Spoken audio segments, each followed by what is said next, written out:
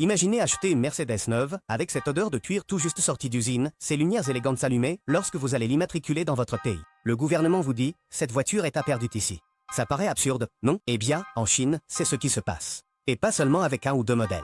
Plus de 500 voitures ont été interdites en une seule décision. Mais le plus frappant, ce n'est pas le chiffre, mais les noms qui figurent sur cette liste. Des modèles de luxe, des marques nationales, des voitures économiques, des versions populaires qui, dans n'importe quel autre pays, se vendraient comme des petits pains, sont interdites en Chine. La Chine ne plaisante pas. Ces dernières années, elle a lancé une offensive environnementale qui a mis sous pression aussi bien les marques étrangères que nationales. Et le plus étonnant, c'est que, dans ce processus, même les voitures fabriquées en Chine n'ont pas été épargnées. Alors dans cette vidéo, nous allons parler de 5 voitures que tu connais probablement et que tu ne pourrais jamais conduire légalement en Chine. Certaines sont tellement populaires que tu les as sûrement croisées dans la rue aujourd'hui même. Et d'autres vont te surprendre autant qu'une fin de film inattendue. Mais avant de commencer, pose-toi cette question, à quel point ta voiture actuelle est-elle écologique? Parce qu'après avoir vu ce que fait la Chine, il se peut que tu regardes ta voiture d'un autre œil. Prépare-toi, car ce n'est pas un top 5 comme les autres. C'est un voyage au cœur d'un pays qui a décidé de prendre le volant du changement, même si cela implique de détruire une partie de sa propre industrie automobile. Quand on pense aux interdictions, on imagine généralement des voitures anciennes, polluantes, rouillées ou tout simplement dangereuses. La dernière chose à laquelle tu t'attends sur une liste noire, c'est une Mercedes-Benz. Mais la Chine ne fait pas de distinction de statut, de renommée ou de prestige allemand. La Mercedes-Benz Classe E a été l'une des voitures interdites par le gouvernement chinois dans sa croisade contre la pollution. Et il ne s'agit pas de n'importe quelle voiture. Cette berline de luxe est considérée comme un symbole de réussite, de confort et d'élégance, surtout en Asie, où les marques européennes sont directement associées au pouvoir. Alors, que s'est-il passé? La réponse tient en 2 mots, efficacité énergétique.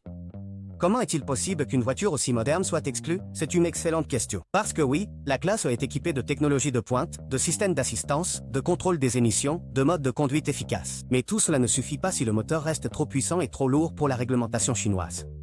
Et si tu ne respectes pas les règles, tu es exclu. Aussi simple que ça, aussi radical. Ce qui était autrefois un avantage, plus de puissance, plus de couple, plus de prestance, peut aujourd'hui signer l'arrêt de mort de certains modèles. La Chine envoie un message très clair, l'avenir n'appartient pas à celui qui possède la voiture la plus luxueuse, mais à celui qui pollue le moins. Imagine qu'on interdise, dans ton pays, toutes les voitures qui consomment plus qu'un certain niveau de carburant par kilomètre. Ton voisin avec son SUV 8 cylindres, ton oncle avec son pick-up de toujours, le jeune de la fac avec sa sportive d'occasion. Combien de voitures resteraient dans les rues? Maintenant, imagine que cela se passe déjà, car en Chine, ce n'est pas de l'imagination, c'est la réalité. Quand on pense à une voiture interdite, on imagine généralement quelque chose d'extrême, un bolide polluant ou un vieux tank dépassé. Mais la Chevrolet Cruze, sérieusement? Cette berline compacte, fiable, familiale, avec une bonne consommation et des milliers d'unités vendues dans le monde entier. Comment est-il possible qu'elle n'ait pas passé le filtre en Chine? Eh bien oui, la Chevrolet Cruze berline a été incluse dans la fameuse liste des 553 véhicules interdits par le gouvernement chinois. Et la raison, encore une fois, n'a rien à voir avec l'esthétique, ni avec la sécurité, ni même avec la technologie.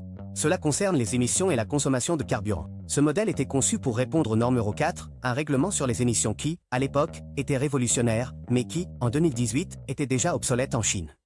À ce moment-là, le gouvernement chinois avait adopté une réglementation bien plus stricte, avec des paramètres qui, dans certains cas, s'approchaient des normes Euro 6. Et cela a mis des modèles comme la Cruze en difficulté, car même si en Amérique ou dans une partie de l'Europe elle était encore parfaitement légale et efficace, en Chine elle ne faisait déjà plus le poids. C'est là que tout devient encore plus ironique. La Cruze a justement été conçue pour être une voiture abordable, économique et fonctionnelle. Son moteur 4 cylindres était pensé pour offrir de l'autonomie, pas de la vitesse. Et pourtant, cela n'a pas suffi. Parce que malgré ses bonnes intentions, les chiffres ne mentaient pas. Sa consommation de carburant et son niveau d'émission dépassaient les nouveaux seuils. Et en Chine, si tu ne respectes pas la réglementation, on t'éteint tout simplement le moteur légalement. Le cas de la Cruze n'est pas isolé. C'est un exemple de plus du changement radical que la Chine est en train d'impulser. Un changement qui n'affecte pas seulement les constructeurs étrangers, mais toute la philosophie avec laquelle nous concevons, achetons et comprenons les automobiles. Le message est clair, il ne suffit pas d'être bon marché, il ne suffit pas d'être fonctionnel. Désormais, il faut aussi être responsable. Peu de choses sont plus frappantes que de voir un pays tourner le dos à ses propres enfants. Et c'est précisément ce qu'a fait la Chine lorsqu'elle a interdit 2 de ses modèles les plus populaires, la Chery QQ et la Geely en grand X7. Parce qu'il ne s'agit pas seulement de chiffres, il s'agit d'identité, d'industrie nationale, de fierté automobile. La Chery QQ a été, pendant des années, l'une des voitures les plus appréciées du peuple chinois. Compacte, économique, parfait pour la ville. Il a même été surnommé par certains médias la voiture du peuple en Chine. Mais en 2018, certaines versions de la QQ ont été placées sur liste noire. Parce qu'elles ne respectaient pas les nouvelles normes d'efficacité énergétique et d'émissions. Et oui, cela semble contradictoire. Comment l'une des voitures les plus petites et les plus simples peut-elle être considérée comme inefficace? La réponse se trouve dans la technologie du moteur. Beaucoup de QQ utilisaient des moteurs anciens, sans système d'injection optimisé ni catalyseur moderne. Et même s'ils consommaient peu de carburant en valeur absolue, leur rapport poids, puissance et émissions était inefficace. À ce moment-là, la Chine ne s'attaquait pas seulement aux voitures qui polluaient le plus en termes absolus, mais aussi à celles qui n'exploitaient pas chaque goutte de carburant avec une efficacité maximale. Le Geely en grand X était la fierté de l'une des marques chinoises les plus ambitieuses. Une berline confortable, bien conçue, compétitive en termes de prix est considérée comme une promesse face aux marques étrangères. Mais il a également été interdit. Ces versions les plus anciennes n'atteignaient pas les niveaux d'efficacité énergétique exigés par la Chine et ne respectaient pas les limites d'émissions polluantes. Ici, il n'y avait pas de place pour le nationalisme. Le message du gouvernement a été implacable. Si cela pollue plus que ce qui est autorisé, c'est interdit, peu importe d'où cela vient, même si c'est nous qui le fabriquons. Qu'ont en commun une Audi A6, une BMW série 5 Li et un Volkswagen Tiguan? En plus d'être des voitures admirées, convoitées et vendues à des millions d'exemplaires, elles ont toutes été interdites en Chine. Et non pas parce qu'ils sont dangereux, ni à cause de défauts mécaniques, mais pour une raison bien plus simple, et aussi plus gênante, ils polluent plus que ce que la Chine est prête à tolérer. L'Audi A6, dans certaines de ses versions, a été l'un des premiers modèles haut de gamme à tomber sous le coup du marteau réglementaire. Il en a été de même pour l'Audi Q3 et la 3 berline, qui ont également été pointés du doigt pour des niveaux de consommation et d'émissions supérieurs aux nouvelles limites. Et c'est là que réside l'ironie. Beaucoup de ces voitures étaient équipées de technologies d'économie de carburant, mais cela ne suffisait plus. Les autorités chinoises ne se contentaient plus de mesurer la pollution d'un moteur, mais évaluaient aussi son efficacité par rapport à ce qu'elle devrait être dans cette catégorie. Si tu es un SUV ou une berline de luxe, tu dois être plus performant, sinon tu es éliminé. La BMW série 5 Li est un cas encore plus symbolique. Elle a été conçue spécifiquement pour le marché chinois. Une version allongée, plus spacieuse, pensée pour le client asiatique qui souhaite être conduit, pas conduire lui-même. Et malgré cela, même chez elle, cette BMW a été interdite.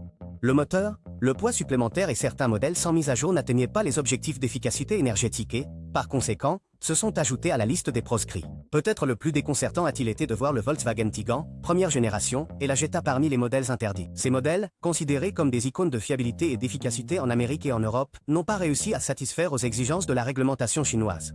Mais c'est exactement ce qui s'est passé. Des modèles qui étaient la norme mondiale sont devenus illégaux, simplement parce que la norme a changé. Quand on regarde la liste des voitures interdites en Chine, la première chose à laquelle on pense, c'est « ils sont fous ». Comment peuvent-ils interdire des Mercedes, des Audi, des Volkswagen, voire même des voitures locales comme la Chery QQ? Mais la réponse est plus logique et plus ambitieuse qu'il n'y paraît. La Chine n'improvise pas. Elle exécute un plan. Et l'objectif est clair, devenir le pays leader de la mobilité propre dans le monde. Les interdictions ne sont pas tombées du ciel. Tout repose sur un ensemble de politiques lancées en 2016 et renforcées en 2018, dans le cadre d'un programme au nom long et peu sexy, normes de consommation de carburant pour les véhicules de tourisme. Que disent ces normes? Premièrement, chaque constructeur a une limite moyenne de consommation de carburant pour sa gamme de voitures. Deuxièmement, si une voiture individuelle dépasse la limite maximale autorisée, elle ne peut ni être produite ni vendue. Troisièmement, le calcul prend en compte non seulement la consommation par kilomètre, mais aussi les émissions de CO par gramme. Pourquoi sont-ils si stricts? Pour plusieurs raisons, et aucune n'est négligeable. Premièrement, parce que l'air des villes chinoises était irrespirable. Deuxièmement, parce qu'ils veulent s'affranchir du pétrole. Troisièmement, parce qu'ils veulent dominer l'avenir. Oui, aussi clairement que cela. La Chine ne veut pas suivre l'industrie, elle veut la diriger. Et cela implique de prendre des décisions difficiles, même si cela signifie interdire des marques légendaires ou sacrifier ses propres modèles. Et pourquoi cela a-t-il un impact sur le monde? Parce que les constructeurs ne conçoivent pas une voiture différente pour chaque pays. Si la Chine, le plus grand marché de la planète, impose certaines règles, les marques sont obligées de s'adapter. Et cela signifie que les voitures que nous conduisons en Amérique ou en Europe seront également impactées. Aujourd'hui, tu vois passer une Mercedes dans la rue et tu penses « luxe ». Tu vois une Audi et tu penses « réussite ». Tu vois une Jetta et tu penses « confiance ». Mais, et si demain on te disait qu'elles sont toutes interdites? Non pas parce qu'elles sont dangereuses, ni parce que ce sont de mauvaises voitures, mais simplement parce qu'elles ne répondent plus aux besoins de la planète. Il y a quelque chose que peu de gens veulent accepter. Les réglementations chinoises ne sont pas une bizarrerie orientale. Elles sont un miroir, un aperçu de l'Asie vers laquelle le monde se dirige. Et même si l'Amérique latine est encore loin d'avoir des normes aussi strictes, la réalité est que les constructeurs mondiaux produisent déjà en pensant à ces standards. Cela signifie que la voiture que tu achètes aujourd'hui pourrait ne plus être légale dans 5 ans. Le carburant pourrait devenir plus cher si de nouveaux objectifs écologiques ne sont pas atteints. Et tes options en tant que consommateur pourraient se réduire si les marques décident de ne pas proposer de modèles inefficaces sur certains marchés. Et toi, qu'en penses-tu? Es-tu d'accord pour qu'un pays interdise certains modèles parce qu'ils polluent plus que la limite autorisée? Aimerais-tu que cela arrive dans ta ville? Dis-le dans les commentaires, car ce débat ne fait que commencer. Et si, au lieu de se demander à quelle vitesse va une voiture, on commençait à se demander combien elle pollue? Parce qu'il se pourrait que, dans quelques années, les vraies voitures de luxe ne soient plus celles qui coûtent le plus cher, mais celles qui laissent la plus petite empreinte.